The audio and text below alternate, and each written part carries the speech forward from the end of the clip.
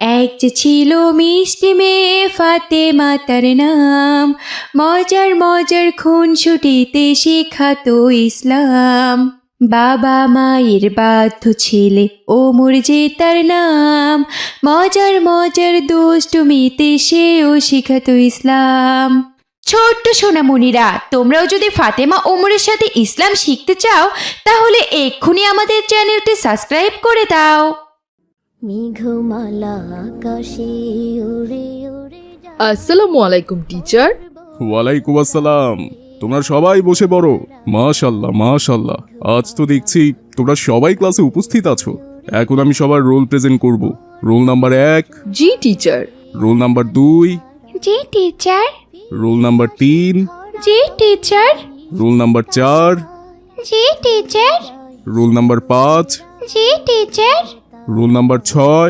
জি teacher. তা বাবা মাহাদি, তোমার কি লজ্জা শরম বলতে কোনো কিছু নেই? সব সময় ক্লাসে লাস্ট হও, একটু পড়াশোনা করতে পারো না? টিচার, আমি তো চেষ্টা করি, কিন্তু আমার রোল না গেলে আমি কি করব? ঘোড়ার ডিম চেষ্টা করো, খাতায় তো সবসময় গোল্লা পাও। এবার বার্ষিক পরীক্ষায় অঙ্কে সবাই 90 মার্কের ওপর পেয়েছে, আর তুমি কত পেয়েছো জানো? কত পেয়েছি টিচার? তুমি পেয়েছো 32। তাও আমি দয়া করে 1 নাম্বার বেশি দিয়েছি যেন কোনো রকমে তুমি পাস করো। এই এই চুপ করো সবাই। ক্লাসটাকে কি মাছের বাজার পেয়েছো? কালকে যে 3-এর ঘরে নামতা শেখালাম সেটা কি আজকেও বলতে পারবে? আমরা নামতা শেখা শেষ করে গুণ অঙ্কে যাব। জি টিচার, আমরা সবাই বলতে পারবো। আচ্ছা ঠিক আছে, তাহলে ফাতেমা তুমি দাঁড়াও, তুমি 3-এর ঘরে নামতা বলো। আচ্ছা ঠিক আছে টিচার। 3 অক্ষে 3, 3 দুগুণে 6, 3 তিরিকে 9, 3 চারে 12, 3 পাঁচে 15, 3 ছয় 18, 3 সাতে 21, 3 আষ্টে 24, 3 লং 27, 3 দশে 30। বাহ ফাতেমা, খুব সুন্দর পেরেছো। এবার ওমর তুমি বলো। জি টিচার। 3 একে 3, 3 দুগুণে 6, 3 তিরিকে 9, 3 চারা 12, 3 পাঁচা 15, 3 ছয় 18, 3 সাতা 21, 3 আটা 24, 3 নং 27, 3 দশে 30। বাহ ওমর, তুমিও খুব সুন্দর পেরেছো। হেলে দলে বাতাসের বায়। সবাই খুব সুন্দরভাবে 3-এর ঘরের নামতা পেরেছে। এবার মাহাদি তোমার পালা, বলো তো 3-এর ঘরের নামতা বলো। জি টিচার, এক্ষুনি বলছি। 3 অক্ষে 3, 3 দুগুণে 5, 3 তিরিকে 7, 3 চারে 18, 3 পাঁচে 32, 3 ছয় 38, 3 সাতে 39, 3 আষ্টে 45, 3 লং 54, 3 দশে 30। না না মাহাদি, তোমায় দ্বারা পড়াশোনা হবে না। তুমি পড়াশোনা একদম ফাঁকি দিচ্ছ। তোমার বাবা ওই দিন স্কুলে এসে বলে গিয়েছেন তোমাকে বেশি করে শাসন করতে। তুমি নাকি বাড়িতে একদমই পড়াশোনা করো না। কি বলছেন টিচার? আমি তো সব সময় পড়াশোনা করি, কিন্তু পড়া যদি আমার মনে না থাকে তাহলে আমার কি দোষ বলেন? কি করে মনে থাকাতে হয় সেটা আমি খুব ভালো করেই জানি। এদিকে এসো। আকাশে উড়ে উড়ে যায়। টিচার, লাগছে তো, ছেড়ে দিন আমাকে। ওহ আহ কি লাগছে? তাহলে কাল থেকে তুমি ঠিকভাবেই পড়াশোনা করে আসবে বলো। শোনো সবাই, কাল মাহাদি ছাড়া সবাই 4-এর ঘরে নামতা পড়ে আসবে। আর মাহাদি, কাল তুমি 3-এর ঘরে নামতা মুখস্থ করে আসবে। আমি কাল তোমাকে সবার আগে ধরবো। কাল যদি তুমি না পারো তাহলে ডাবল মার খাবে। আজ তাহলে এখানেই ছুটি, তোমরা তাহলে এখন বাসায় যাও। ধরা তলে বৃষ্টি কায়ায় ধুয়ে যায় সবুজেরা আনন্দতায়। ভাই মাহাদি, টিচার তোমাকে প্রতিদিন এত মারে, তবুও তুমি ঠিকমতো পড়াশোনা করে আসো না কেন? ভাই ওমর, ওসব পড়াশোনা আমার দ্বারাই হবে না। আমার তো ওই ডোরিমন দেখতে ভালো লাগে। ডোরিমন দেখতে যে কি মজা। ভাই মাহাদি, আসলে তোমার লজ্জা শরম নেই। তুমি পড়াশোনা না করে বসে বসে টিভিতে ডোরেমন কার্টুন দেখো। এটা কিন্তু ঠিক না ভাই। আমাদের তো কাজই পড়াশোনা করা। তুমি ভালো করে পড়াশোনা করো, দেখবে তুমিও স্যারকে প্রতিদিন পড়া দিতে পারবে। আরে ভাই ওমর, বললামই তো ওসব পড়াশোনা আমার দ্বারাই হবে না। ওসব পড়াশোনা তুমি করো, আমি এভাবেই ঠিক আছি। এই তো আমি আমার বাড়ি এসে গেছি ভাই, আমি এখন বাড়িতে যাচ্ছি। আসসালামু আলাইকুম। ওয়ালাইকুম আসসালাম। ছায়ায় আল্লাহ আল্লাহ সুবহান। 3 অক্কে 3, 3 দুগুণে 6, 3 তিরিকে 9, 3 চারে 12, 3 পাঁচা 15, 3 ছয় 18, 3 সাতে 21, 3 আষ্টে 24, 3 লং 27, 3 দশে 30। এই তো এবার আমি পেরেছি। এবার একটু না দেখে বলি। 3 অক্কে 3, 3 দুগুণে 6, 3 তিরিকে 9, 3 চারে 18। আরে 3 চারে তো 18 না, 3 চারে হচ্ছে গিয়ে 12, 3 পাঁচে 25। আর ধুর, 3 পাঁচে তো 25 না, 3 পাঁচে হয়তো 15। আরে ধুর, এসব পড়াশোনা আমার দ্বারাই হবে না। কাল তো টিচার বলেছে 3-এর ঘরের নামতে শিখে না গেলে আমাকে ধরে আবারও মারবে। না না, কিছুতেই আর মার খাওয়া যাবে না, টিচারের মার খুব লাগে। তাহলে এখন আমি টিচারের মার খাওয়া থেকে কিভাবে বাঁচি? পেয়েছি, কাল আমি স্কুলেই যাব না। হা হা হা হা হা হা হা। তীরে তীর ছোট ঢেউ। ভাই মাহাতি, কোথায় তুমি? চলো ভাই, স্কুলে চলো। ভাই ওমর, আমি তো এখানে, এদিকে এসো।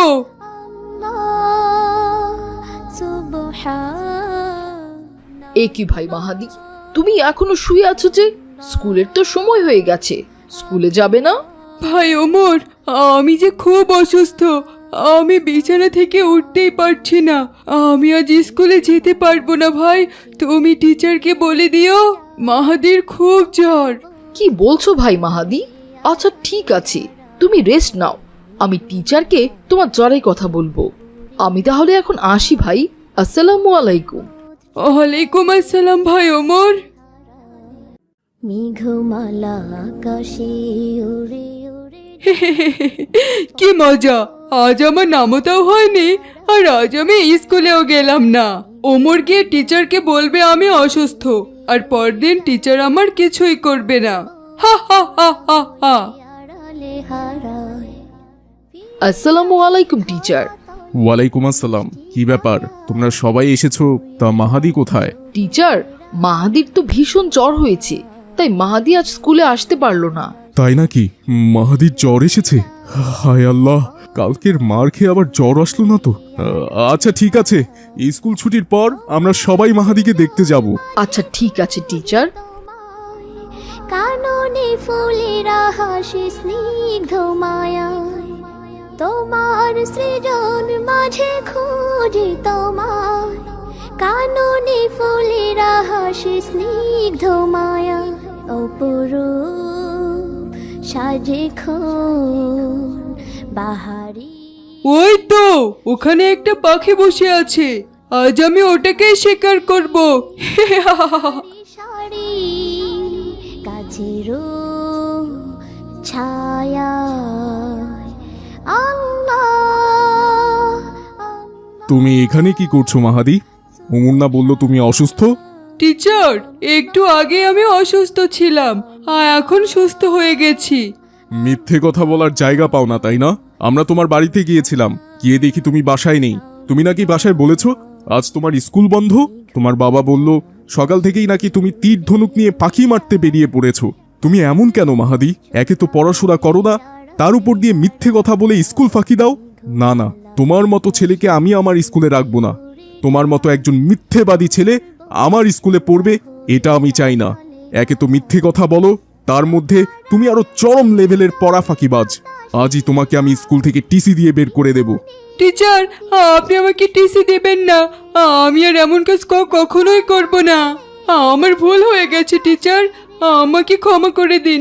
আমি এখন থেকে নিয়মিত স্কুলে যাব আর মন দিয়ে পড়াশোনাও করব। আচ্ছা ঠিক আছে, এবারের মতো তোমায় মাফ করে দিলাম, কিন্তু এরপর যদি এমন হয় তাহলে আর কোনো কথাই শুনবো না, সোজা স্কুল থেকে বের করে দিব, ঠিক আছে? আচ্ছা ঠিক আছে টিচার। ঘুমালা আকাশে উড়ে উড়ে যায়। মা, মা, আমার খুব শীত করছে, আমাকে একটা কাঁথা দাও না মা। আচ্ছা ঠিক আছে মা হালিমা, আমি এক্ষুনি দিচ্ছি।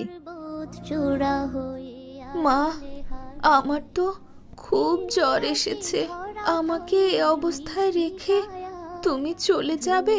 কিছু করার নেই মা, আমি যে রোজ তাদের বাসায় কাজ করি, একদিন কাজে না গেলে ওরা খুবই অসুবিধায় পড়ে যায়। আমি বেশি দেরি করব না মা, যাব আর তাড়াতাড়ি কাজ করে চলে আসবো। আচ্ছা ঠিক আছে মা, তাড়াতাড়ি ফিরে এসো। আসসালামু আলাইকুম। ওয়ালাইকুম আসসালাম। কাননে ফুলেরা হাসি স্নিগ্ধ মায়ায়, তোমার সৃজন মাঝে খুঁজি তোমায়।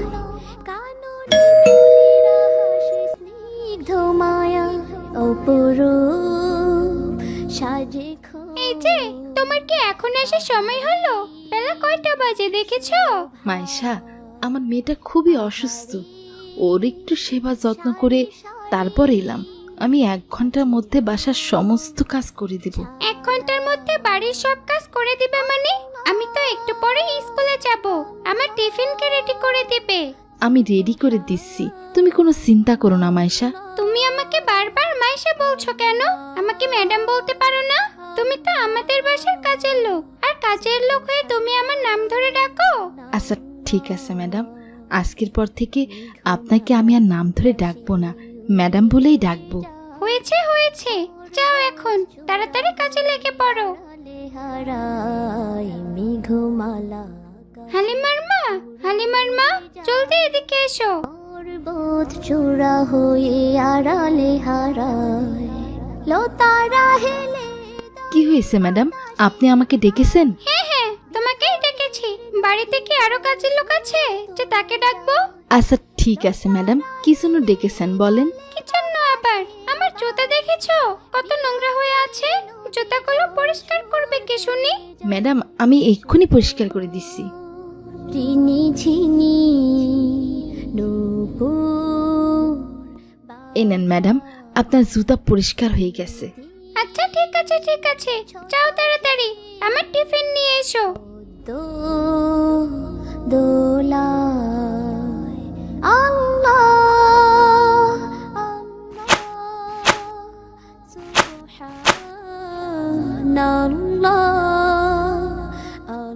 ভাবি, আজকে বাড়ির সমস্ত কাজ শেষ করে ফেলেছি, আমি তাহলে এখন আসি।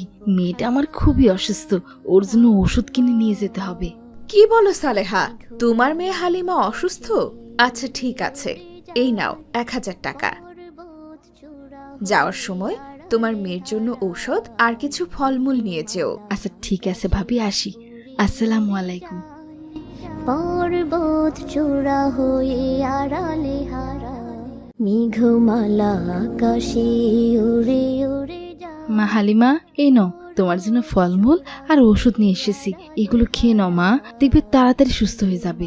মা, তুমি না বলেছিলে তোমার কাছে কোনো টাকা নেই? তাহলে ওষুধপত্র আর এত ফলমূল আনলি কি করে? টাকা তো ছিল না মা, কাজ শেষে আসার সময় সালমা ভাবি তোমার অসুস্থের কথা শুনে টাকাটা দিল, সেই টাকা দিয়ে তোমার জন্য কিছু ওষুধ আর কিছু ফলমূল কিনে আনলাম। নাও মা, এখন তাড়াতাড়ি খেয়ে নাও। উড়ে যায় পর্বত চূড়া হয়ে আড়ালে হারা, তোমার সৃজন মাঝে খুঁজি তোমায়। কাননে ফুলেরা হাসি স্নিগ্ধ মায়ায়, তোমার সৃজন। আরে সালেহা যে, এসো বসো, একসাথে নাস্তা করি। না না ভাবি, আমার নাস্তা করা লাগবে না, আমি বাসা থেকে পান্তা ভাত খেয়ে এসেছি। আরে কি যে বলো না সালেহা, কোনো সমস্যা নেই, এসো। আম্মু, তুমি ওকে খেতে বলছো কেন? ওই কাজের মহিলা আমাদের সাথে নাস্তা করবে নাকি? ওই টেবিলে বসলে কিন্তু আমি খাবো না, আমি উঠে চলে যাব, এই বলে দিলাম। মাইশা, তুমি এসব কি বলছো?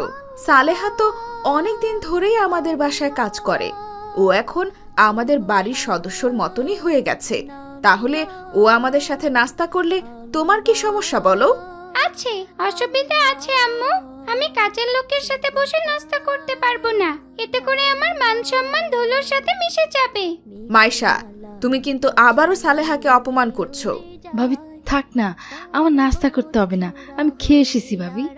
আমি রান্নাঘরে কাজ করতে গেলাম, আপনারা নাস্তা করেন। আকাশে উড়ে উড়ে যায়। দেখেছেন আপনার মেয়ের কাণ্ড। আপনি চুপচাপ বসে নাস্তা করছেন যে, মেয়েটাকে একটু ধমক দিতে পারেন না? আরে সালমা, তুমি কি পাগল হয়ে গেলে? ও কি এমন খারাপ কথা বলেছে?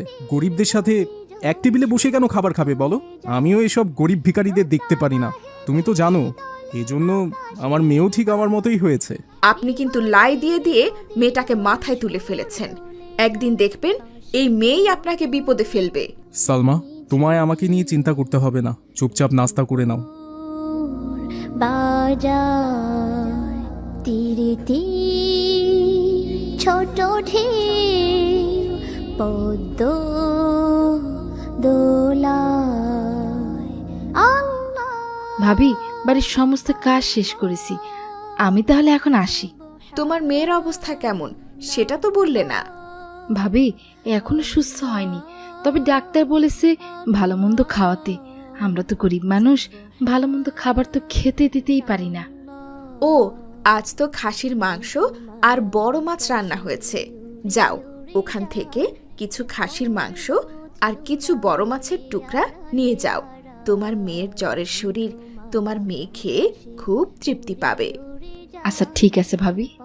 এই যে হালিমার মা, তোমার যেতে হবে না, আমি এনে দিচ্ছি। কি বলেন ছোট ম্যাডাম, আমি থাকতে আপনি কষ্ট করতে যাবেন কেন? আরে কোনো কষ্টই হবে না, তুমি থাকো, আমি নিয়ে আসছি। মেঘমালা আকাশে উড়ে উড়ে যায়। বাড়ির কাজের মহিলার শখ হয়েছে ভালো খাবার খাওয়ার। দামি খাবার তুই একদমই পাবি না, বাড়ির বাসি পচা খাবারগুলো তোকে খেতে হবে। ধুয়ে যায় সবুজেরা আনন্দতায় মেঘমালা। নাও হালিমার মা, এই নাও তোমার খাবার। পর্বত চূড়া হয়ে আড়ালে হারায় তোমার। মা, মা, তুমি এসেছো? হ্যাঁ মা হালিমা, দেখো তোমার জন্য খাসির মাংস আর বড় মাছের টুকরো নিয়ে এসেছি। নাও মা, পেট ভরে খেয়ে নাও, জ্বরের শরীরে এগুলো খেলে তোমার ভালো লাগবে। আচ্ছা ঠিক আছে মা, দাও। স্নিগ্ধ মায়া মা দেখো, এখানে তো খাসির মাংস বা বড় মাছের টুকরা কিছুই নেই। খাবারগুলো থেকে কেমন দুর্গন্ধ আসছে, পুরো ঘরেই দুর্গন্ধ ছড়িয়ে পড়েছে। কি বলছো? মাইশা ম্যাডাম তো নিজ হাতে খাবারগুলো বাটিতে তুলে দিল আমাকে। ও, বুঝেছি, এই সব কিছু মাইশা করেছে। ও তো কাজের লোককে দেখতেই পারে না। আচ্ছা ঠিক আছে মা, চিন্তা করো না, ঘরে খাবার আছে, আমি দিচ্ছি। আল্লাহ সুবহান। তোমরা সবাই দূরে সরে যাও, গাড়ি তোমাদের অ্যাক্সিডেন্ট করে দিল। সরে যাও সবাই। উড়ে উড়ে যায় পর্বত।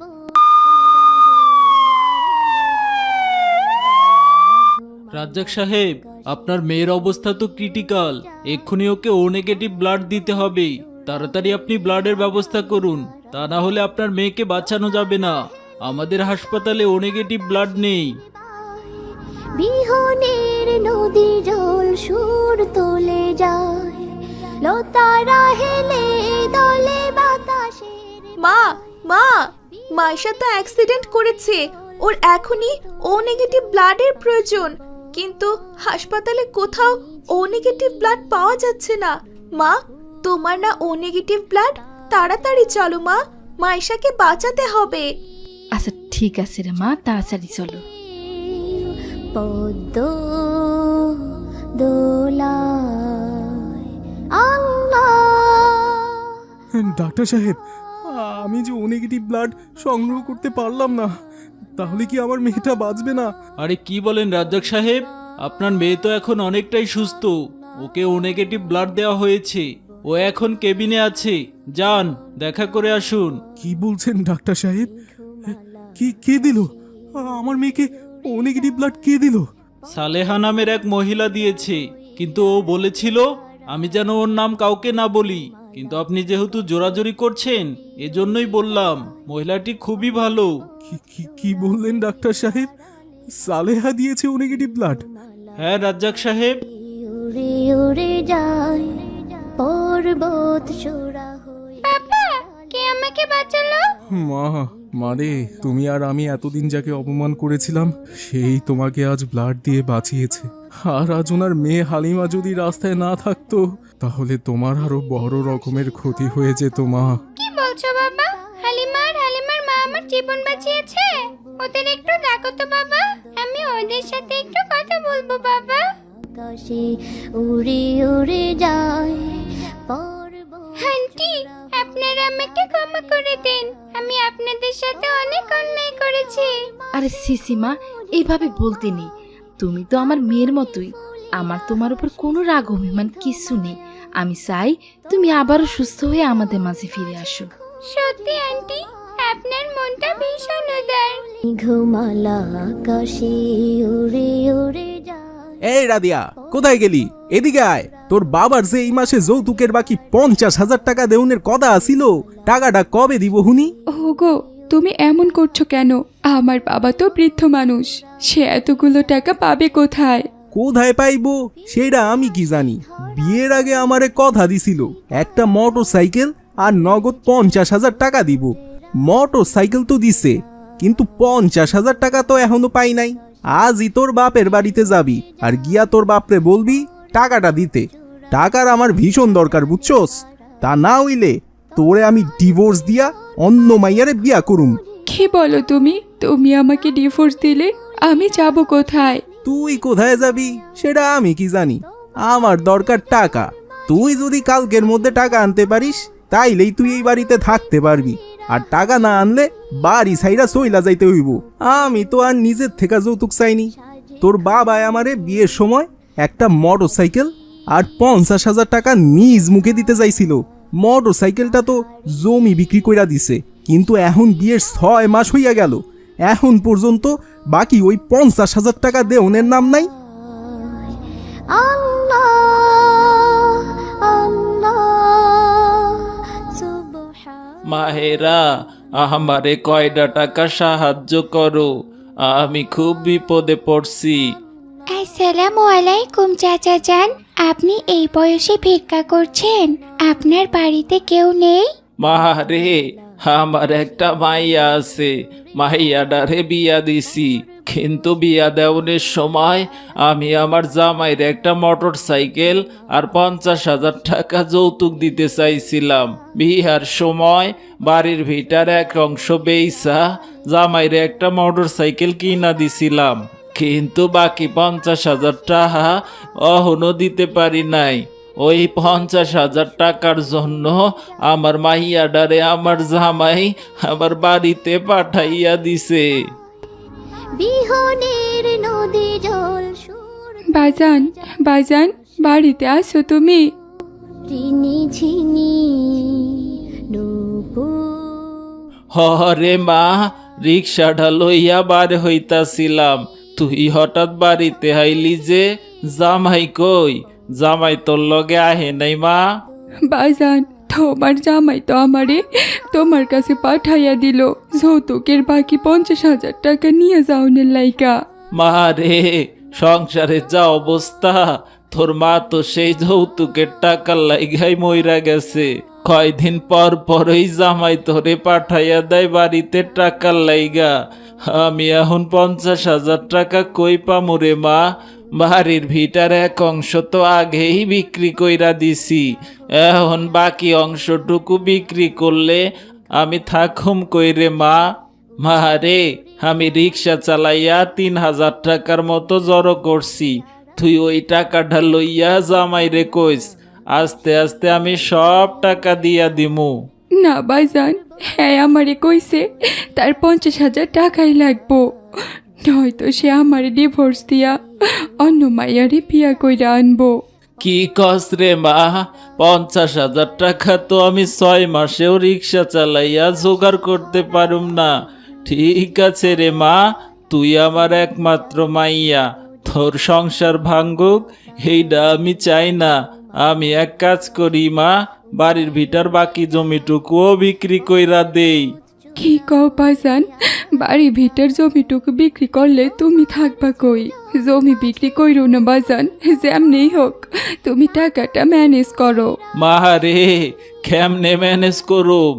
আমার যে মানুষের কাছে হাত পাতা ছাড়া আর কোনো উপায় নাই, কিন্তু মানুষের কাছে হাত পাততে যে আমার লজ্জা করে রে মাহা।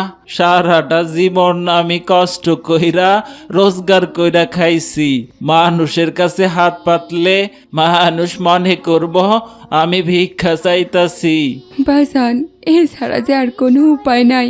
টাকা জোগাড় করতে না পারলে যে তোমার মাইয়ারে তোমার বাড়িতেই পুষতে হইব। আচ্ছা ঠিক আছে রে মা, আমি দেখি কোনো ব্যবস্থা করতে পারি কিনা। কি বলছেন কি চাচা যান? আপনার জামাই আপনার কাছে যৌতুক চাচ্ছে? ফাতেমা, তুমি এ সকল লোকদের চেনো না। এরা বিভিন্ন গল্প শুনিয়ে সাহায্যের নাম করে মানুষের কাছ থেকে টাকা হাতিয়ে নেয়, তারপর সেই টাকা তারা ইচ্ছা মতো উড়ায়। এ নিয়ে পত্রিকায় একটা রিপোর্ট হয়েছিল। ফকিরদেরও নাকি ঢাকা শহরে ফ্ল্যাট বাসা আছে। চলো তো ফাতেমা তাড়াতাড়ি এখান থেকে। এসব লোকদের নাটকবাজি কথা শোনার একদমই কোনো ইচ্ছে নেই আমার। মালিহা, তুমি কেমন ব্যবহার করছো? আমার তো মনে হচ্ছে চাচা একদম মিথ্যে কথা বলছে না, কিন্তু ওনার জামাই যে কাজ করছে এটা একদমই অন্যায় কাজ। ইসলাম ধর্মে যৌতুকের কোনো স্থান নেই। চাচা যান, আগে আপনি যা যৌতুক দিয়েছেন, এখন আর আপনি আপনার জামাইকে 1 টাকাও যৌতুক দিবেন না। কি কইতাছো মা? তাইলে যে আমার জামাই আমার মাহিয়ারে মাইরা বাড়ি থাইকা তারাইয়া দিব? আমি আর কতদিনই বাসুম রে মা? তখন আমার মাহিয়াডারে কে দেখবো? এমন কাজ আমি করুম না রে মা। তোমরা পারলে আমারে একটু সাহায্য করো। চাচা যান, আপনি কোনো চিন্তা করবেন না। আপনার জামাই আপনার মেয়েকে কখনোই ছেড়ে দিতে পারবেন না। তাকে কিভাবে টাইট দিতে হবে সেটা আমার খুব ভালো করেই জানা আছে। মগের মূল্য পেয়েছে নাকি? যৌতুকের টাকার জন্য মেয়েকে বাবার বাড়িতে পাঠিয়ে দিবে? আপনি জানেন না, যৌতুক সম্পর্কে আমাদের দেশের আইন খুবই কড়া। আপনি চলেন চাচা যান, আমরা এক্ষুনি থানায় যাব। কি কইতাছো বা? নিচের জামাইরে যৌতুকের জন্য পুলিশের হাতে তুইলা দিমু? তখন আমার মাইয়াডার কি হইব? চাচা যান, ধরিয়ে দিতে হবে না। পুলিশ নিয়ে গেলেই দেখবেন আপনার জামাই একদম ঠিক হয়ে গেছেন। আপনি চলুন আমার সাথে আমার বাসায় গিয়ে আপনি আমার আব্বুজানের সাথে পুলিশের কাছে যাবেন। দেখবেন আব্বুজান সব কিছু ঠিক করে দিয়েছেন। আসুন চাচা যান, ভয় পাবেন না। আসুন আমার সাথে। আচ্ছা ঠিক আছে মা, তোমার কথা একটু ভরসা পাইলাম। চলো তাহলে। তোমার সৃজন মাঝে খুঁজি তোমায়, কাননে ফুলেরা হাসি স্নিগ্ধ মায়ায়। তোমার সৃজন মাঝে খুঁজি তোমায়, কাননে ফুলেরা হাসি স্নিগ্ধ মায়ায়। অপরূপ সাজে বাহারি শোভা। এই যে জামাইবাবু, পুলিশ কি আর সাধে নিয়ে এসেছি? তুমি আমাদের মেয়েকে যৌতুকের জন্য বাড়িতে পাঠিয়ে দিয়েছো কেন বলো? আমি তো আর নিজের থেকে যৌতুক চাইনি। একটা মোটর সাইকেল আর 50,000 টাকা নিজ মুখে দিতে চাইছিল। মোটর সাইকেলটা তো জমি বিক্রি কইরা দিছে, কিন্তু এখন বিয়ের 6 মাস হইয়া গেল, এখন পর্যন্ত বাকি ওই 50,000 টাকা দেওনের নাম নাই। ও, তুমি নিজেও যৌতুক চাওনি? তাহলে 50,000 টাকার জন্য কেন মেয়েকে ওর বাবার বাড়িতে পাঠিয়ে দিয়েছো? তোমার যদি যৌতুকের লোভ নাই থাকতো তাহলে কি তুমি 50,000 টাকার জন্য মেয়েকে বাড়িতে পাঠিয়ে দিতে? তুমি জানো না, ইসলাম ধর্মে যৌতুক দেয়া নেয়া দুটোই হারাম। মেয়েটা দেখতে কত সুন্দরী, এমন মেয়েকে যে ওর বাবা তোমার সাথে বিয়ে দিয়েছে, এটাই তো তোমার অনেক বড় পাওয়া। মেয়ে তোমাকে দিয়েছে, আবার যৌতুকও দিবে। ইসলাম ধর্মে আছে, কোনো পুরুষ যদি কোনো মেয়েকে বিয়ে করে তাহলে দেনমোহরের সমস্ত টাকা পরিশোধ করে বিয়ে করতে হবে। আর তুমি তা দেনমোহরের টাকা পরিশোধ করা তো দূরের কথা, উল্টো যৌতুকের টাকার জন্য মেয়েকে বাপের বাড়িতে পাঠিয়ে দিয়েছো? দারোগা বাবু, এই কুলাঙ্গারটাকে ধরে নিয়ে যান, রিমান্ডে নিয়ে আচ্ছা করে ধোলাই দেবেন। না না, আপনারা আমারে পুলিশে দেবেন না। আমি আমার ভুল বুঝতে পারছি। আমি সত্যি অনেক বড় অন্যায় কইরা ফেলাইছি। আমারে আপনারা মাফ কইরা দেন। আমি আর এমন কাজ কখনো করুম না। আমারে মোটরসাইকেল কেনা বাবদ যে 2 লাখ টাকা দিছিল, ওই টাকাও আমি ফেরত দিয়া দিমু। আর আমি রাদিয়ারে লইয়া সুখে সংসারও করুম। এই তো জামাই বাবু, এবার লাইনে এসেছো। শোনো, যৌতুক নেওয়া হারাম কাজ। মেয়ের মা বাবা অনেক কষ্ট করে মেয়েকে মানুষ করে, আমাদের মতো ছেলেদের হাতে মেয়েকে তুলে দেয়। আমরা যদি তাদের সম্মান না করি তাহলে ওদের কি হবে বলো তো? ইসলামে নারীদের মর্যাদা সবার উপরে, তাই এমন কাজ আর কখনোই করবে না। মা রদিয়া, মন দিয়ে স্বামীর সংসার করো। আশা করি তোমার স্বামীর শিক্ষা হয়েছে, ও আর কখনোই এমন কাজটি করবে না। আমরা তাহলে এখন আসি, চলেন দারোগা বাবু। ভাই, আমনে আমারে বাঁচাইলেন। আমনের জন্যই আমার মাইয়াডার আবারও সংসার হইব। আমনের এই ঋণ আমি কোনোদিনই শোধ করতে পারুম না ভাই। আরে, ঋণ বলছেন কেন ভাই? এটা তো আমাদের দায়িত্ব। আমাদের সমাজে যেন মেয়েদেরকে কেউ যৌতুক দিয়ে বিয়ে না দেয়, আর কোনো ছেলেও যেন যৌতুক না নেয়। সবাইকে এ সম্পর্কে সচেতন হতে হবে। এখন যান ভাই, আপনার মেয়ে আর কোনো সমস্যা হবে না। আপনি নিশ্চিন্তে বাড়ি যান। ধুয়ে যায় সবুজেরা আনি।